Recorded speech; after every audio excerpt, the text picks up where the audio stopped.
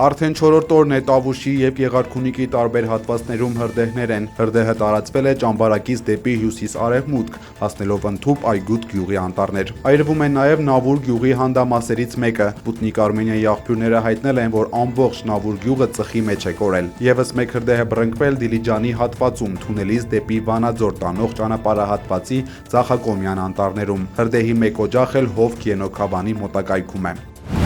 44-օրյա պատերազմի մասնակից Արման Պետրոսյանը Արդարադատության նախարարության մոտ նստածույց է սկսել՝ ի աջակցություն միակ կին խաղբանտարկյալ Լիդիա Մանթաշյանի ազատ արձակման։ Դատարանը վերջերս Լիդիա Մանթաշյանի խափանման միջոց կալանքը երկարաձգել էր եւս 3 ամսով, դատաքննությանը չխոչընդոտելու հիմնավորմամբ։ Լիդիայի միջոցով փորձում են ցավ պատճառել Բաղդադ Սրբազանին։ Նստածույցի պատճառը կանում է նրանում, որ մենք փորձում ենք այս միջոցով հանրության շրջանակում ձայնը ավելի հնչեղ լինի, որպեսզի օր առաջ Լիդիան դուրս գա քրեակատարողական հիմնարկից։ Ակնկալիք կա, որ իրեն ազատ արձակեն, գոնե այս անգամ դատախազությունը եւ դատարանը անաչառ գտնվեն, եւ քանի դեռ մեղադրանքը չի ապացուցվել, Լիդիան գտնվի ազատության մեջ, ու ես համոզված եմ, իմ նման շատ մարդիկ համոզված են, որ մեղադրանքը շինծու է եւ քաղաքական հետևանքների զոհ է դարձել ուղղակի Լիդիան։ 39-ամյա Մանթաշյանը մեղադրվում է ահաբեկչության փորձի եւ իշխանության յուրացում նախապատրաստելու համար։ Դատարանը որոշել է Լիդիա Մանթաշյանի տեսակցությունների վրա դրված արգելանքը չհանել։ Նրան կարող են այցելել միայն ընտանիքի մերձավոր անդամները։ Այն դեպքում, երբ նույն գործով գլխավոր մեղադրյալ Բաղդադ Սրբազանի դեպքում այդ արգելքը հանվել է եւ նրան կարող է այցելել ցանկացած ոք։ Փաստաբան Տաթևիկ Սողոյանի խոսքով Լիդիային կարողանում է այցելել միայն քույրը, ամիսը 2 անգամ։ Մայրը վատառողջ չէ, ունի սրտի խնդիրներ, այդ պատճառով դստեր կալանքը երկարաձգելու մասին չեն հայտնել։ Հայրը անցած տարի է մահացել։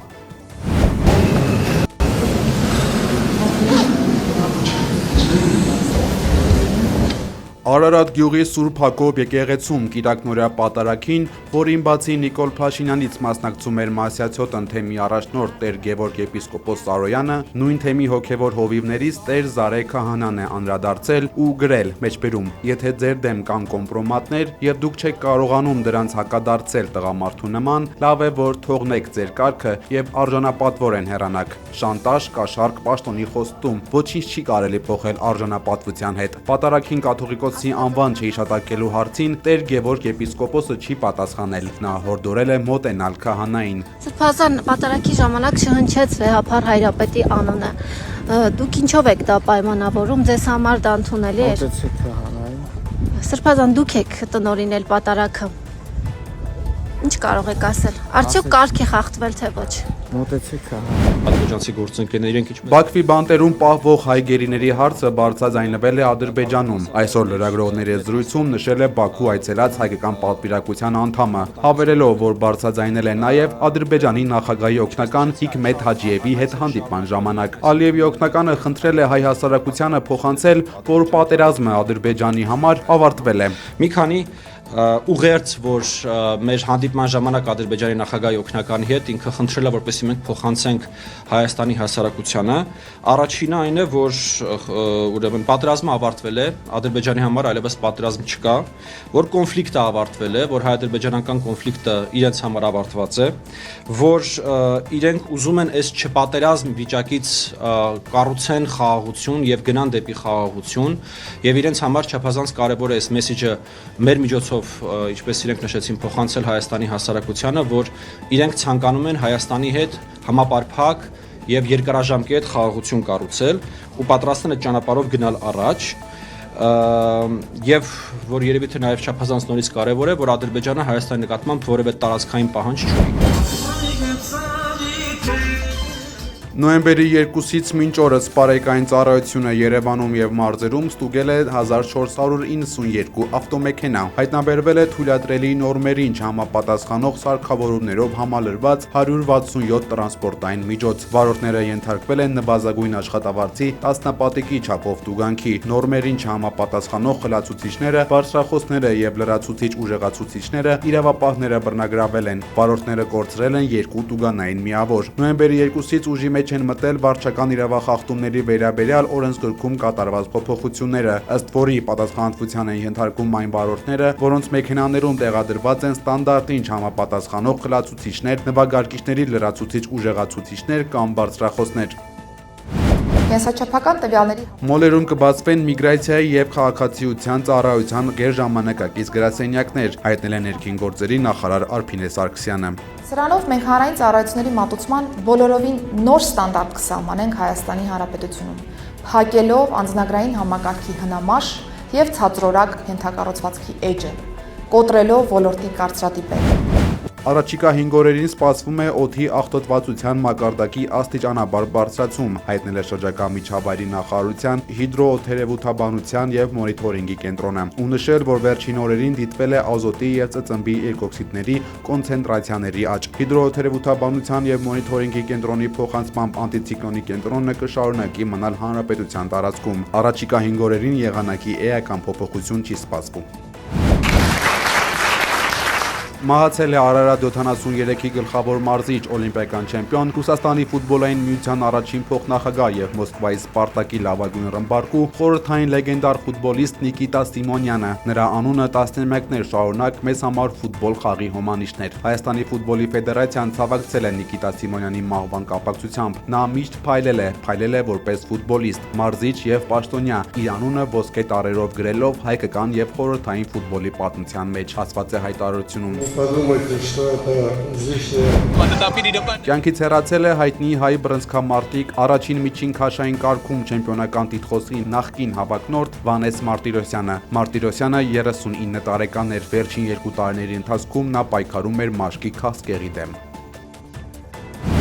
Ժնևում կայացած Թրամփի խաղաղության 28 կետանոց ծրագրի շուրջ ուկրաինական եւ ամերիկյան պատվիրակությունների միջև բանակցությունների արդյունքում կողմերը մշակել են թարմացված եւ կատարելագործված խաղաղության ծրագիր։ Ես այժմ չեմ կարող մանրամասներ ասել։ Մեր ծրագիրը պետք է հաստատեն նախագահները։ Կան մի քանի հարցեր, որոնց ուղղությամբ մենք պետք է շարունակենք աշխատել։ Կարծում եմ այսօր հակամարտության հարցի շուրջ ունեցած ամենաարդյունավետ օրներ, վերջին շատ երկար ժամանակից ի վեր։ Նախատեսվում է, որ Ուկրաինայի նախագահ Վլադիմիր Զելենսկին կայցելի ԱՄՆ քննարկելու խաղաղության ծրագիրը։ Ավելի վաղ Ուկրաինայի պատվիրակության ղեկավար Անդրեյ Երմակը հայտնել էր, որ արդեն իսկ անցկացրել է հանդիպում Մեծ Բրիտանիայի, Ֆրանսիայի եւ Գերմանիայի առաջնորդների խորհրդականների հետ։ ԱՄՆ-ի նախագահ Դոնալդ Թրամփը Ուկրաինային անշնորհակալ էր համարել իրենց ջանքերը չգնահատելու համար, ինչից հետո Զելենսկին տեսանյութ էր հրապարակել, որտեղ շնորհակալություն էր հայտնել ԱՄՆ-ին եւ կոչով դիմել իր ժողովրդին։ Ըստ փորձագետների, եթե Ուկրաինան չընդունի Թրամփի ծրագիրը, պետք է պատրաստ լինի կապիտուլյացիայի։ Так як я завжди намагаюсь говорити з вами. Մամուլում հրապարակվել է ուկրաինական պատերազմի խաղաղության եվրոպական ծրագիրը, որը որպես ամերիկյան ծրագրի այլընտրանք կազմել են Մեծ Բրիտանիան, Ֆրանսիան եւ Գերմանիան։ Ծրագիրը ստեղծվել է ամերիկյան տարբերակի հիմքի վրա, սակայն որոշ կետեր էականորեն տարբերվում են։ Հիմնական տարբերություններից մեկը ուկրաինական զինված ուժերի թվի չափն է։ Բացի այդ, եվրոպական ծրագիրը չի արգելում Ուկրաինային մտնել ՆԱՏՕ-ի կազմ, ինչպես նաեւ որ ռուսական ակտիվները կմնան սառեցված, մինչեւ Ռուսաստանը չփոխհատուցի պատերազմում հասցված վնասը։ Այս ամենի ֆոնին Եվրոպական հանձնաժողովի նախագահ Ուրսուլա ֆոն դեր Լեյենը G20 գագաթնաժողովի շրջանակներում տեսանյութ է հրապարակել, որտեղ զգուշացրել է ԱՄՆ-ի առաջարկած ծրագիրը չի հանգեցնի կայուն կարգավորման եւ նշել Եվրոպայի հիմնական առարկությունները։ Ցանկացած հավաստի եւ կայուն խաղաղության ծրագիր նախ եւ առաջ պետք է դադարեցնի սպանությունները եւ ավարտի պատերազմը առանց ապակա հակամարտության սերմեր ցանելու, ասել է ֆոն դեր Լեյենը։ Թուրքիայի եւ Ռուսաստանի նախագահները հեռախոսով են խոսել, որի առանցքում եղել են երկկողմ հարաբերությունները եւ ուկրաինական ճգնաժամի կարգավորման հեռանկարները։ Երկու երկրների առաջնորդները նաեւ անդրադարձել են ամերիկյան կողմի առաջարկած խաղաղության ծրագրին։ Պուտինը նշել է, որ դրանք այն տարբերակով, որին ռուսական կողմը ծանոթացել է, համահունչ են Ալյասկայում կայացած ռուս-ամերիկյան գագաթնաժողովի քննարկումներին։ Ըստ նրա, այդ առաջարկությունները սկզբունքորեն կարող են հիմք հանդիսանալ վերջնական խաղաղ կարգավորման համար։ Ռուս առաջնորդը վերահաստատել է իրեն շահագրգռվածությունը ուկրաինական ճգնաժամին քաղաքական դիվանագիտական լուծում տալու հարցում։ Էրդողանը պատրաստակամություն է հայտնել ամեն կերպ աջակցել բանակցային գործընթացին եւ իր աջակցությունը հայտնել տրամադրելու Ստամբուլյան հարթակը։ Նախագահները քննարկել են նաեւ երկկողմ համագործակցության արդիական հարցեր, շեշտադրելով առևտրային ներդրումային կապերի հետագա ընդլայնման եւ էներգետիկայի ոլորտում ռազմավարական նշանակության նախագծերի իրականացման կարեւորությունը։ Հեռախոսազրույցի ընթացքում երկու երկրների ղեկավարները պայմանավորվել են շարունակել պահպանել կանոնավոր շփումները։ Իսրայելը հարվածներ է հասցրել Բեյրութի հարավային արվարձաններին։ Թիրախավորման հետևանքով զոհվել է Հեզբոլլա շարժման ամենաակնառու հրամանատարներից Հայթամ Ալի Տապտաբային։ Ըստ իսրայելական կողմի նա ղեկավարում էր Հեզբոլլահի կարողությունների զարգացման եւ վերազինման աշխատանքները։ Պակիստանում ահաբեկիչները հարձակվել են Փեշավար քաղաքի դաշնային ոստիկանության գլխավոր շտաբի վրա։ Ավելի քան 3 մարդ արդեն սպանվել է։ Զինյալներից մեկը իրեն պայթեցրել է շենքի դարպասի մոտ, իսկ երկրորդը մտել շենք։ Ոստիկանությունը շրջափակել է տարածքը։ Լսվել են կրակոցներ։ Խոշոր պայթյուն է եղել Բաքվի Աֆեն Պլազա բիզնես կենտրոնում։ Դեպքը տեղի է ունեցել վաղ առավոտյան։ Ըստ ադրբեջանական մամուլի զոհեր չկան, վիրավորվել է 7 մարդ։ Առաջին անգամ ժայթքել է Եթովպիայի Հայլի Գուբի հրաբուխը։ Լեռան գագաթին ձևավորվել է 10-ից 15 կիլոմետր բարձրությամբ մոխրի ալիք։ Արբանյակային տվյալները ցույց են տվել ծծմբի երկօքսիդի զգալի արտանետումներ։ Երկրաբանական այս իրադարձությունը կարող է լրջորեն ազդել Եթովպիայի էկոլոգիայի վրա։ Մոսկվայում դեռահասը դանակահարել է առևտրի կենտրոնի անվտանգության աշխատակցին, որն իրեն նկատողություն էր արել։ Նույն օրը ձերբակալման ժամանակ դեռահասը վնասվածքներ է պատճառել նաև 2 ոստիկանի։ Մուրմանսկի մարզի անասնաբույժները շտապօգնություն են ցուցաբերել վիրավոր փոքին, որը ափեիչել Տերիբերկայում։ Տեղացիները կատնասունին անվանել են Սկանդինավյան։ Բժիշկները մշակել են վերքերը, որոնք մակերեսային են եղել, այնուհետև կենդանուն վերադարձրել են ջուրը։